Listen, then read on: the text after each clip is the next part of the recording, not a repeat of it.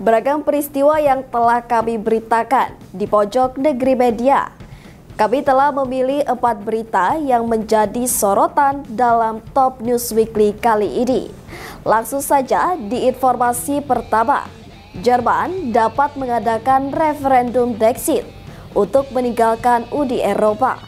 Mereka akan melakukan upaya untuk mengekang kekuasaan lembaga-lembaga Uni Eropa yang tidak melalui proses pemilihan, termasuk Komisi Eropa.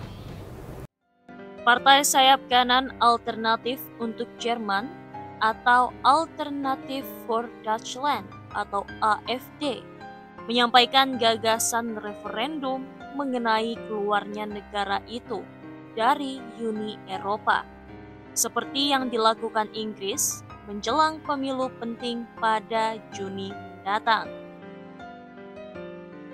Wakil pemimpin AfD, Alice Weidel, mengatakan begitu mereka berkuasa di Jerman, mereka akan melakukan upaya untuk mengekang kekuasaan lembaga-lembaga Uni Eropa yang tidak melalui proses pemilihan, termasuk Komisi Eropa.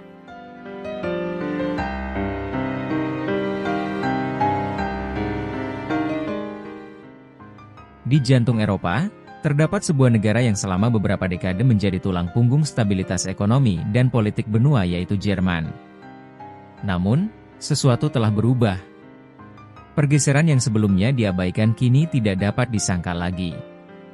Jerman, sebagai raksasa ekonomi, sedang mengalami penurunan, bukan hanya dalam hal kekuatan ekonominya, tetapi juga dalam kemampuannya untuk mempertahankan struktur yang menyatukan Eropa.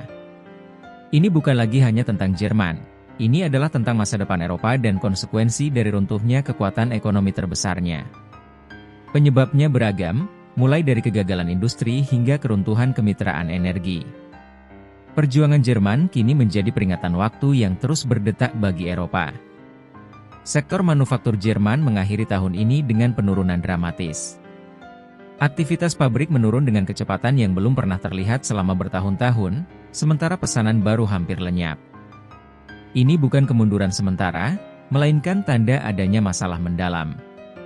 Sektor industri Jerman yang pernah berjaya kini dilanda penurunan cepat. Jantung ekonominya, sektor manufaktur, perlahan terkuras habis. Tidak ada pesanan baru, tidak ada pemulihan yang terlihat, dan dampaknya kini menyebar ke seluruh Eropa. Dalam sektor energi, keadaan semakin memburuk. Sektor tenaga surya Jerman, yang pernah menjanjikan, kini menghadapi krisis eksistensialnya sendiri. Ketika dunia memandang Jerman sebagai pemimpin energi bersih, penurunan tajam permintaan justru membuat produsen tenaga surya berjuang untuk bertahan. Transisi hijau Jerman, yang dulu dipuji sebagai simbol kemajuan, kini berisiko runtuh oleh beban yang tak terduga. Belum cukup sampai di situ, krisis energi di Eropa memperburuk keadaan. Pada 1 Januari 2025, aliran gas terakhir dari Rusia ke Eropa melalui Ukraina terhenti. Jerman, yang sangat bergantung pada gas Rusia untuk bahan bakar industri, listrik rumah tangga, dan stabilitas ekonomi, kini menghadapi kekosongan energi. Dengan harga energi yang melonjak, masa depan Eropa menjadi tidak menentu. Jerman harus berjuang sendiri, dengan risiko menyeret seluruh Eropa bersamanya. Tanpa energi, tanpa industri, dan dengan pemerintahan yang kesulitan menjaga stabilitas, kemunduran Jerman dapat memicu keruntuhan ekonomi Eropa. Masalah energi ini tidak hanya memengaruhi Jerman, tetapi juga Eropa secara keseluruhan. Ketika industri Jerman lumpuh karena kekurangan energi, efek domino menyebar ke negara-negara tetangganya yang bergantung pada teknologi dan ekspor Jerman. Bukan hanya ekonomi yang terancam, ketidakstabilan politik mulai muncul ketika industri gagal, lapangan pekerjaan hilang, dan energi menjadi langka. Kesabaran masyarakat pun semakin menipis. Revolusi energi terbarukan Jerman, yang pernah membawa harapan besar, kini menghadapi kehancurannya sendiri. Permintaan panel surya menurun, dan industri ini menunjukkan tanda-tanda kegagalan. Harapan Eropa untuk menjadi adikuasa energi bersih pun sirna. Jika Jerman tidak dapat memimpin, siapa lagi yang bisa? Krisis energi ini bukan hanya masalah Jerman, melainkan masalah seluruh Eropa. Tanpa solusi segera, Eropa menghadapi ancaman keruntuhan ekonomi dan politik yang besar. Protes mulai meletus di jalan-jalan, dan pemerintah berusaha keras untuk menemukan solusi. Namun, masalah yang dihadapi Jerman lebih dalam dari sekadar beberapa tahun yang buruk. Masa depan Jerman kini bergantung pada tindakan drastis. Beberapa ahli telah menyarankan bahwa negara ini harus meniru reformasi ekonomi pasca Brexit yang dilakukan Inggris untuk bertahan hidup. Tetapi, dapatkah Jerman yang kini dihantam oleh industri yang menua dan kebijakan yang gagal, membalikkan keadaan, atau apakah sudah terlambat? Kemunduran Jerman bukan hanya sebuah insiden terisolasi. Ini adalah runtuhnya mesin yang telah menggerakkan Uni Eropa selama beberapa dekade. Kepemimpinan Jerman selama ini menjaga Eropa tetap pada jalurnya. Tetapi sekarang dengan industrinya yang goyah, jaringan energinya yang runtuh, dan ekonominya yang menyusut, fondasi Uni Eropa mulai retak. Ketika Jerman tersandung, Eropa juga ikut tersandung. Prancis, yang dulunya menjadi mitra kekuasaan Jerman, kini tengah berjuang dengan kesulitan ekonominya sendiri. Pilar kembar Uni Eropa, Jerman dan Prancis, tidak lagi kuat, bahkan keduanya kini berisiko menjadi beban. Jika Jerman, sebagai jantung Eropa, runtuh, apa yang akan terjadi pada benua lainnya? Bisakah Eropa bertahan hidup tanpa kekuatan ekonominya? Dan apa yang akan terjadi jika Jerman, sebagai mesin penggerak Uni Eropa, tidak dapat lagi menggerakkan benua ini maju ke depan? Untuk memahami kedalaman krisis yang dihadapi Jerman, kita perlu melihat lebih dekat dinamika kekuatan global yang sedang terjadi. Ekonomi global sedang mengalami pergeseran besar, dengan negara-negara ekonomi berkembang bangkit dan menantang kekuatan-kekuatan tradisional di Barat. Cina, India, dan negara-negara Asia lainnya sedang maju dengan pesat, sementara raksasa-raksasa lama Eropa, seperti Jerman, mulai runtuh di bawah beban mereka sendiri. Perjuangan Jerman untuk tetap bertahan menandakan pergeseran yang lebih luas dalam pengaruh global, dan disinilah Eropa menghadapi tantangan terberatnya dalam beberapa dekade terakhir. Jerman telah lama menjadi pusat kekuatan ekonomi Eropa, menggerakkan mesin ekonomi Uni Eropa dan mendorong kebijakan yang membentuk benua tersebut. Namun, apa yang terjadi ketika mesin itu mulai tersendat? Jawabannya sederhana, masa depan Eropa menjadi tidak pasti. Keterhubungan ekonomi yang telah mendefinisikan Uni Eropa kini mulai terpecah, benang demi benang. Jika Jerman goyah, maka Prancis, Italia, Spanyol, dan negara-negara lainnya akan ikut terperosok ke dalam kekosongan.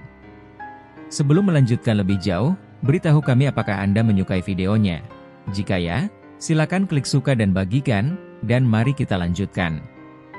Ambil contoh Prancis, yang kini mengalami dampak langsung dari kemunduran Jerman. Sebagai sekutu politik dan ekonomi Jerman, Prancis kini terjebak antara perjuangan domestiknya sendiri dan dampak berjenjang dari keruntuhan ekonomi Jerman. Sektor manufaktur Prancis juga sedang berjuang, meskipun ada upaya untuk memposisikan diri sebagai pemimpin dalam teknologi dan inovasi. Kerusakan ekonomi akibat industri Jerman yang terpuruk ini mencapai pesisir Prancis. Sementara itu, Spanyol menghadapi tekanan yang berbeda. Negara ini sangat bergantung pada Jerman untuk perdagangan, dan kini mereka menghadapi risiko menyusutnya pasar. Karena ekonomi Jerman melemah, permintaan akan produk Spanyol juga ikut menurun. Pengangguran yang sudah menjadi masalah signifikan di Spanyol berpotensi meningkat lebih jauh, mengganggu stabilitas ekonomi yang sudah rapuh. Akibatnya, seluruh semenanjung berisiko jatuh ke dalam spiral kemerosotan yang dimulai di Jerman dan akan memengaruhi seluruh Eropa. Dampak Jerman terhadap Uni Eropa juga sangat politis. Jerman telah lama menjadi jangkar diplomatik Uni Eropa, mengarahkannya melalui krisis global dan perselisihan internal. Jika Jerman tidak mampu kembali ke jalur, bukan hanya ekonomi Eropa yang akan terancam, tetapi juga stabilitas politik Uni Eropa itu sendiri. Jerman telah lama memainkan peran penting dalam menavigasi berbagai tantangan yang dihadapi Uni Eropa. Kepemimpinannya dalam menangani krisis utang zona euro, mengelola ekspansi Uni Eropa, dan membentuk perjanjian perdagangan telah menjadi fondasi stabilitas benua. Namun, dengan Jerman kini tidak lagi mampu menjalankan peran kepemimpinannya, Uni Eropa berada dalam situasi yang genting. Kekosongan kepemimpinan di Brussels dapat membuka pintu bagi kekacauan politik, atau lebih buruk lagi, memicu disintegrasi Uni Eropa itu sendiri. Tanpa Jerman, Eropa kehilangan pilar utamanya. struktur politik yang selama ini mendukung persatuan benua mulai melemah. Pertanyaannya sekarang adalah, apakah Jerman mampu pulih? Atau apakah Uni Eropa harus beradaptasi dengan realitas baru? Bisakah Prancis atau negara-negara lain maju untuk mengisi kekosongan kepemimpinan? Atau akankah perpecahan internal menandai akhir dari Uni Eropa seperti yang kita kenal? Keruntuhan peran global Jerman membawa dampak yang melampaui batas negaranya. Kita mungkin berada di ambang pergeseran tatanan geopolitik. Dengan Jerman menghadapi kekacauan ekonomi, dominasi Eropa dalam politik dan ekonomi global kini dipertanyakan. Dunia sedang mengamati, dan apa yang terjadi selanjutnya dapat mengubah segalanya. Mampukah Eropa bersatu untuk mengisi kekosongan yang ditinggalkan oleh Jerman, atau akankah benua ini pecah karena beban perpecahannya sendiri? Pertanyaan-pertanyaan ini sulit dijawab, tetapi satu hal yang pasti, Eropa berada di persimpangan jalan. Kemunduran Jerman berlangsung semakin cepat, dan konsekuensinya akan dirasakan jauh melampaui batas nasionalnya dalam beberapa bulan dan tahun mendatang. Uni Eropa harus segera menemukan cara baru untuk maju, baik itu dengan membentuk aliansi baru, beradaptasi dengan lanskap ekonomi baru, atau bahkan memikirkan ulang seluruh strukturnya. Tindakan harus diambil sekarang, atau Eropa berisiko kehilangan posisinya dalam tatanan global. Masa depan Uni Eropa, seperti juga masa depan Jerman, bergantung pada keputusan yang dibuat dalam waktu dekat. Apakah Jerman akan pulih? Apakah Eropa akan runtuh karena bebannya? Ini adalah akhir dari sebuah era, tetapi mungkin juga awal dari era baru yang menantang. Untuk masa depan, Eropa harus bersiap untuk bertindak tegas dalam menghadapi krisis ini, baik melalui reformasi ekonomi, diplomasi global, maupun solidaritas internal. Kita hanya bisa menunggu dan mengamati bagaimana peristiwa ini akan membentuk wajah benua di masa mendatang.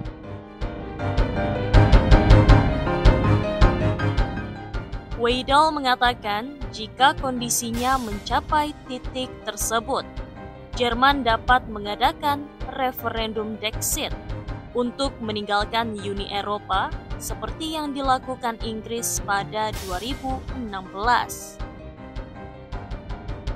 Menjelang pemilihan Parlemen Eropa pada Juni, dukungan terhadap AfD meningkat di Jerman karena banyak pemilih yang menyatakan frustasi terhadap koalisi berkuasa, Partai Sosial Demokrat atau SPD, Partai Hijau, dan Partai Demokrat Bebas atau FDP.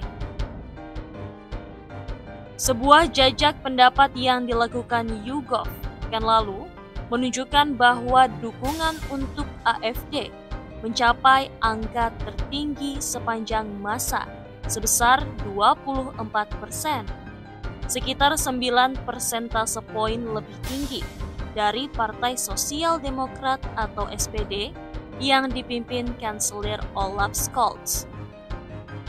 Jajak pendapat YouGov menemukan bahwa 12% warga Jerman akan memilih Partai Hijau, sementara hanya 6% yang akan mendukung Partai Demokrat Bebas atau FDP yang liberal.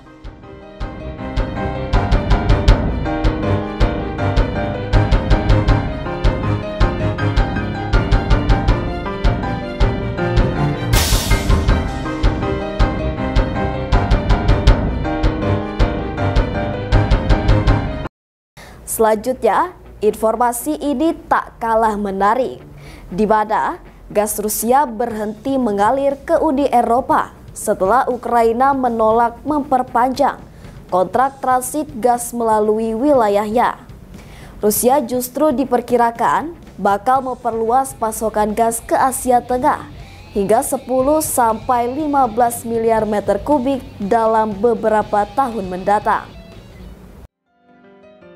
Bertepatan dengan tahun baru 2025, gas Rusia berhenti mengalir ke Uni Eropa setelah Ukraina menolak memperpanjang kontrak transit gas melalui wilayahnya. Kendati demikian, hal itu tidak lantas membuat gas Rusia kehilangan pasarnya. Rusia justru diperkirakan bakal memperluas pasokan gas ke Asia Tengah hingga 10-15 miliar meter kubik dalam beberapa tahun mendatang. Para ahli memperkirakan Rusia juga kemungkinan akan mempertimbangkan kembali untuk menjajaki rute jaringan pipa gas ke India. Sementara, pasokan gas ke China melalui jaringan pipa Power of Siberia dapat melampaui kapasitas desain 38 miliar meter kubik pada tahun 2025.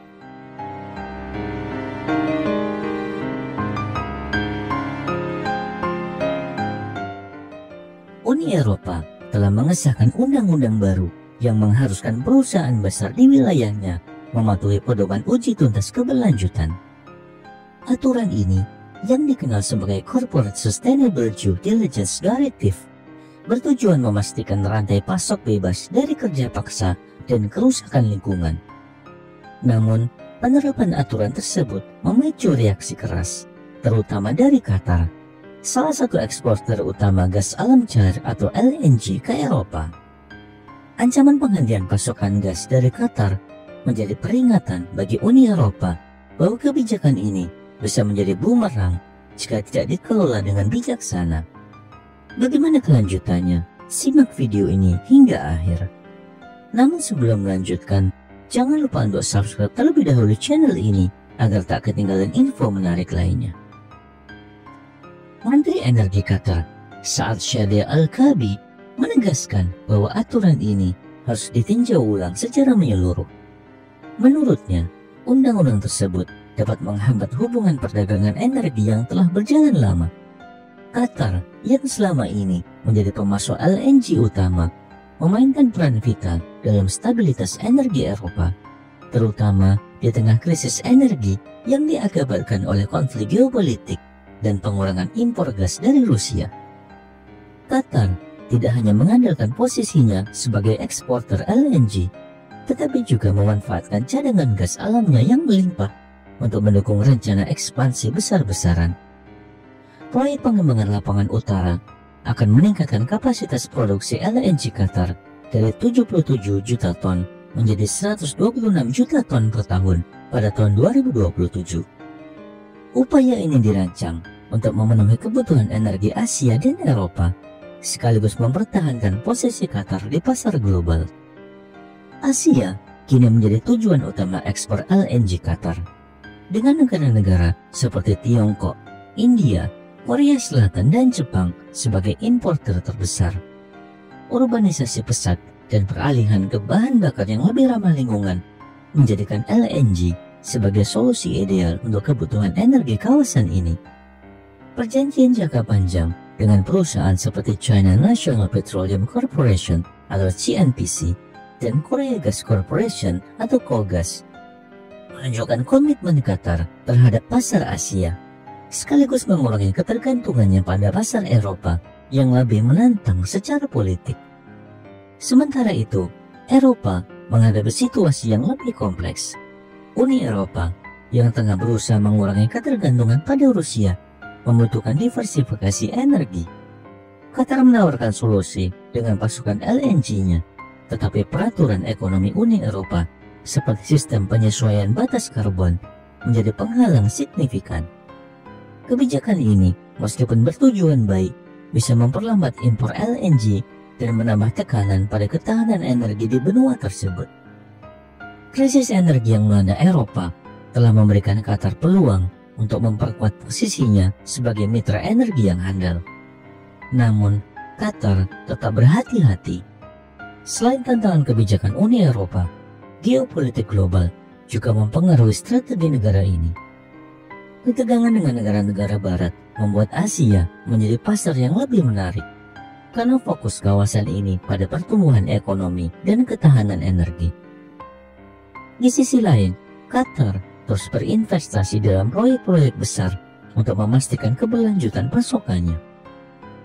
Dengan total nilai investasi mencapai miliaran dolar, negara ini menunjukkan ambisi besar untuk menjadi pemain utama di pasar energi global.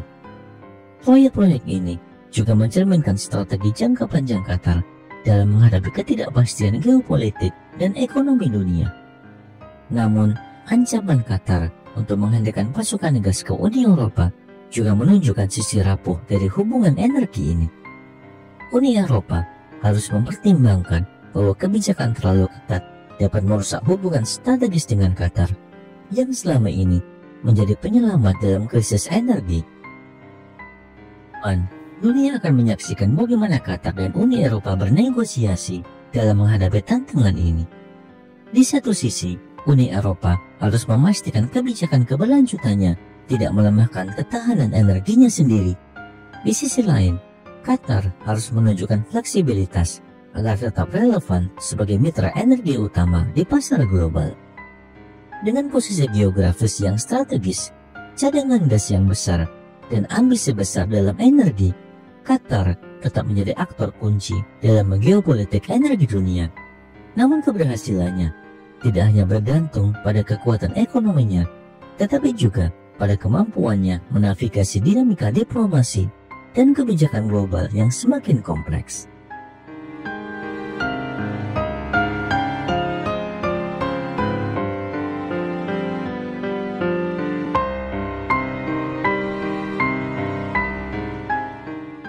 Analis Finance Sergei Kaufman memperkirakan peningkatan tersebut dapat mencapai 12-15 miliar meter kubik per tahun. Rusia juga akan meningkatkan ekspor gas pipa ke China. Gazprom telah mencapai volume pasokan tahunan maksimum melalui pipa Power of Siberia lebih cepat dari jadwal dan menandatangani perjanjian tambahan dengan mitra China. Hasilnya, jelas Direktur Penelitian Implementa Maria Belova. Ekspor gas Rusia melalui rute ini dapat melampaui target 38 miliar meter kubik pada tahun 2025. Selain itu, pengiriman gas melalui rute timur jauh diharapkan pada tahun 2027 yang akan meningkatkan total volume gas yang dipasok ke China menjadi 48 miliar meter kubik. Rusia juga tengah mempertimbangkan dua rute pipa gas baru ke China, Power of Siberia 2 yang melintasi Mongolia untuk memasok 50 miliar meter kubik dan pipa melalui wilayah Kazakhstan untuk mengirimkan 45 miliar meter kubik. Para ahli menilai Power of Siberia 2 sebagai opsi yang lebih berkembang dan lebih disukai karena akan memungkinkan gasifikasi kota-kota besar Siberia dan memasok wilayah metropolitan utama China dengan sistem konsumsi yang canggih. Sementara itu, pembangunan jaringan pipa gas dari Iran ke India melalui Pakistan pertama kali diusulkan pada tahun 1996. Kemudian, Rusia menandatangani nota kesepahaman dengan Iran dan Pakistan yang menunjukkan niat kedua belah pihak untuk mendukung proyek pembangunan jaringan pipa gas Iran-Pakistan-India sepanjang 1.200 km. Gazprom juga diharapkan untuk berpartisipasi.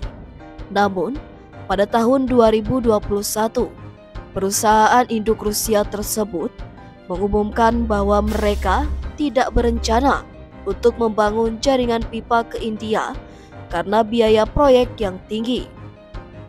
Menurut Belova, studi tentang desain jaringan pipa mengungkapkan bahwa semua opsi yang diusulkan tidak layak secara komersial. Namun, imbuh dia, iklim geopolitik saat ini dapat membawa argumen tambahan yang mendukung pengejaran arah ini.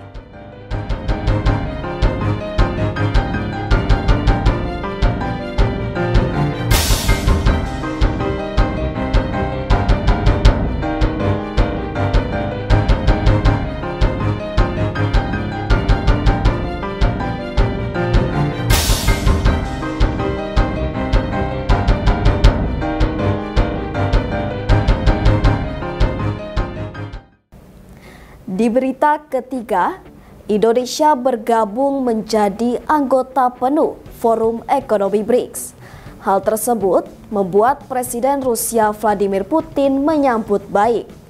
Bergabungnya Indonesia bersama BRICS akan semakin membuat forum kerjasama ekonomi tersebut tambah kuat karena RI merupakan negara dengan ekonomi terbesar dan penduduk terbanyak di Asia Tenggara. Rusia menyambut gembira keputusan Indonesia bergabung menjadi anggota penuh Forum Ekonomi BRICS, Brazil, Rusia, India, Cina, dan Afrika Selatan.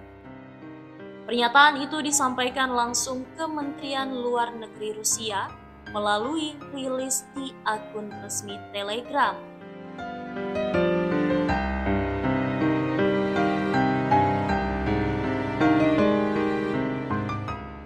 Rusia dalam kesempatan itu mengungkapkan latar belakang Indonesia akhirnya bergabung bersama BRICS.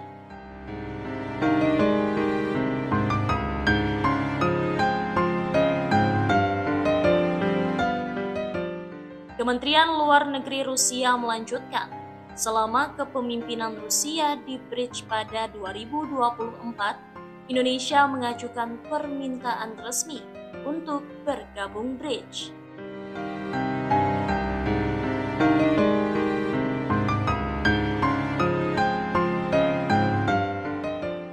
Kremlin menilai bergabungnya Indonesia bersama BRICS akan semakin membuat forum kerjasama ekonomi tersebut tambah kuat karena RI merupakan negara dengan ekonomi terbesar dan penduduk terbanyak di Asia Tenggara.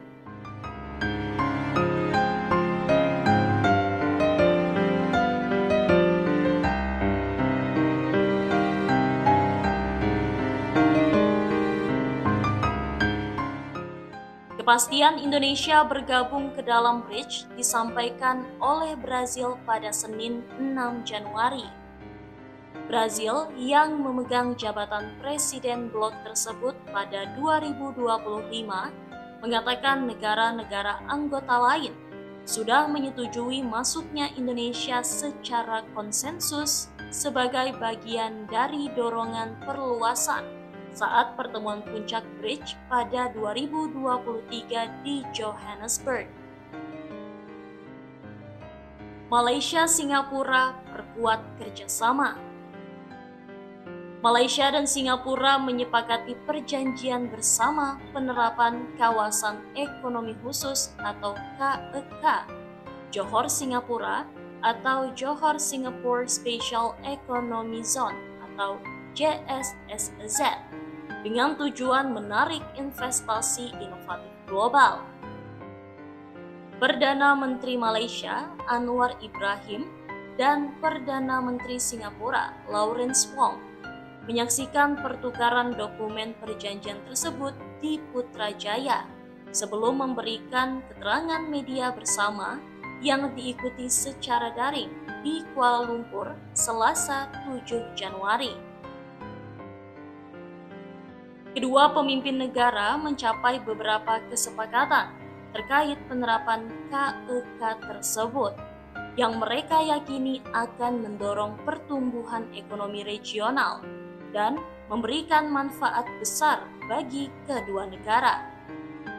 Anwar mengatakan, selain menyepakati KEK, pertemuan liberal delegasi dua negara juga menunjukkan kesepemahaman dan kemajuan dalam menyelesaikan permasalahan baru maupun yang belum terselesaikan sebelumnya. Sejumlah isu tersebut berkaitan dengan perundingan masalah demarkasi maritim, penyediaan air, ruang udara, dan ekspor energi melalui kabel bawah laut. Dalam pertemuan itu, Singapura, menurut Anwar, juga menyatakan mendukung keketuaan ASEAN Malaysia dalam menciptakan peluang baru di bidang energi, digitalisasi, perdagangan, dan investasi regional guna memperkuat posisi Perhimpunan Bangsa-Bangsa Asia Tenggara atau ASEAN di kancah global. Perdana Menteri Lawrence mengatakan kedua pemimpin negara sepakat perjanjian bersama penerapan KEK harus memberikan manfaat bagi warga dua negara, dan itu menjadi dasar pelaksanaan KEK tersebut. Proyek-proyek penting di KEK untuk membangun Singapura dan Johor semakin kuat, sehingga semakin kompetitif dan dapat menarik lebih banyak investor, serta membuka lapangan pekerjaan dan kesempatan untuk masyarakat kedua negara. Ia juga mengatakan terdapat pembahasan peningkatan konektivitas transportasi, adanya jalur sistem transit cepat Johor Bahru Singapura atau Johor Bahru Singapore Rapid Transit System Link atau RTS Link yang ditargetkan beroperasi pada akhir 2026 dan akan mampu membawa 20.000 penumpang per jam. Kerjasama lain yakni energi hijau dan berkelanjutan, termasuk perdagangan listrik juga masuk dalam pembahasan keduanya.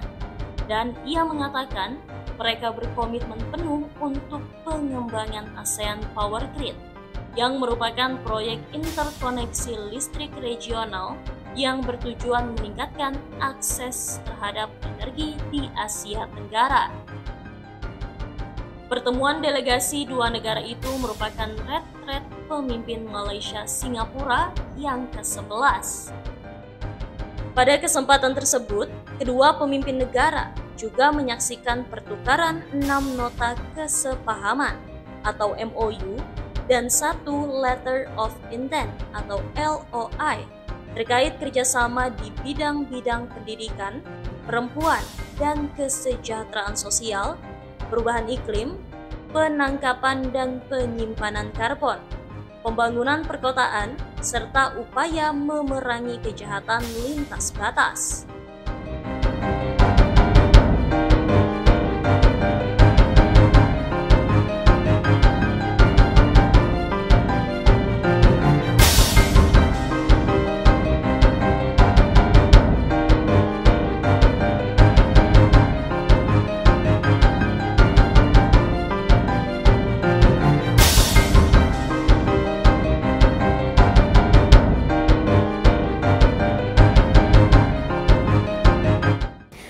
Di informasi penutup di program Top News Weekly kali ini, invasi Rusia di Georgia merupakan sikap politik yang nekat berkonfrontasi. Rusia benar-benar membuktikan kekuatan militernya kala itu. Hal ini menjadi sejarah kelam bagi negara Georgia. Georgia benar-benar diluluh lantahkan Rusia. Neraka 5 hari di Georgia, invasi Rusia tanpa kenal ampun. Sebelum invasi militer Rusia ke Ukraina, perang besar terlebih dahulu dirasakan oleh Georgia pada tahun 2008. Sikap politik yang nekat berkonfrontasi dengan Rusia menjadi petaka bagi Georgia. Hanya dalam waktu 5 hari, Rusia benar-benar membuktikan kekuatan militernya kala itu. Georgia benar-benar diluluh lantahkan Rusia. Bahkan momen tersebut sampai dijadikan film 5 Days of War. Film yang disutradarai oleh Renny Harlin dan didanai oleh pemerintah Georgia ini merupakan tamparan keras bagi Rusia tentang peristiwa Perang 5 Hari pada 2008 di wilayah Osetia Selatan. Dilansir CNN, konflik perang berpusat di Osetia Selatan dan Abkhazia, 2 provinsi yang memisahkan diri dari Republik Georgia. Daratan mereka secara resmi merupakan bagian dari Georgia, namun pemerintahan mereka yang terpisah tidak diakui oleh sebagian besar negara.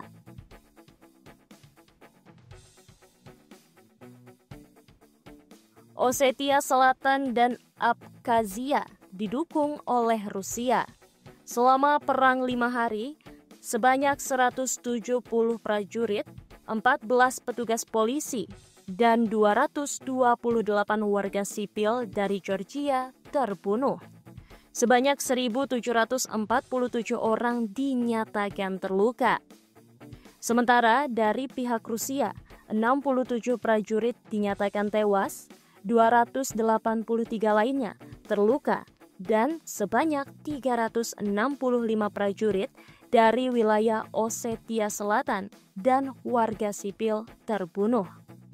Data-data tentang angka-angka tersebut berdasarkan laporan resmi pencari fakta Uni Eropa tentang konflik Rusia dengan Georgia. Perang ini sebenarnya bermula antara prajurit Georgia dengan separatis Osetia Selatan. Setelah sepakat untuk melakukan gencatan senjata pada 7 Agustus 2008, Georgia melakukan serangan kejutan untuk merebut kota Sivali, ibu kota Osetia Selatan. Namun, pada 8 Oktober 2008, gerakan separatis Osetia Selatan yang didukung oleh Rusia membalas serangan tersebut dan mengirim masuk tentara mereka ke Sinvali. Saakashvili memimpin perang. Konflik mengenai wilayah Osetia Selatan dan Abkhazia yang memisahkan diri dari Republik Georgia telah mengganggu hubungan Georgia dengan Rusia.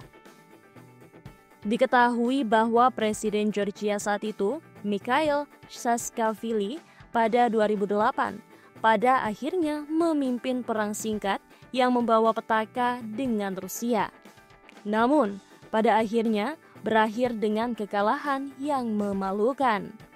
Dilansir media Prancis, AFP, ketegangan meningkat dengan Rusia ketika ambisi Georgia yang ingin bergabung dengan NATO atau Pakta Pertahanan Atlantik Utara membuncah. Georgia merupakan salah satu negara tetangga Rusia yang telah memulihkan hubungan baik dengan Moskow. Namun negara tersebut juga memiliki keinginan untuk bergabung dengan aliansi NATO. Adapun keinginan itu disampaikan oleh mantan Presiden Rusia Dmitry Medvedev. Ia mengatakan Rusia ingin menguasai dua wilayah Georgia yang memisahkan diri, yakni Abkhazia dan Osetia Selatan. Sementara memang dua wilayah ini efektif berada di bawah kendali Moskow. Kondisi itu terjadi sejak konflik singkat yang terjadi antara Rusia dan Georgia pada tahun 2008 silam. Baik separatis yang didukung Rusia dan pemerintah Georgia mengatakan bahwa mereka sama-sama mengendalikan ibu kota regional Sinvali.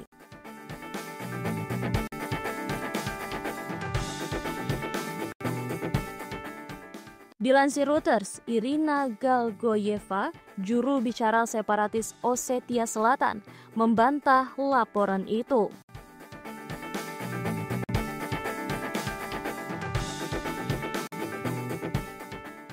Saakashvili saat itu mengirim pasukan untuk merebut kembali wilayah Osetia Selatan yang memisahkan diri dan didukung oleh Rusia. Kremlin melakukan serangan balik dan hanya dalam 5 hari berhasil memukul mundur pasukan Georgia, serta berhasil memasukkan pasukan Rusia lebih dalam ke Osetia Selatan. Itu tadi 4 berita yang sudah kita rangkum minggu ini. Sampai jumpa di Top News Weekly minggu depan.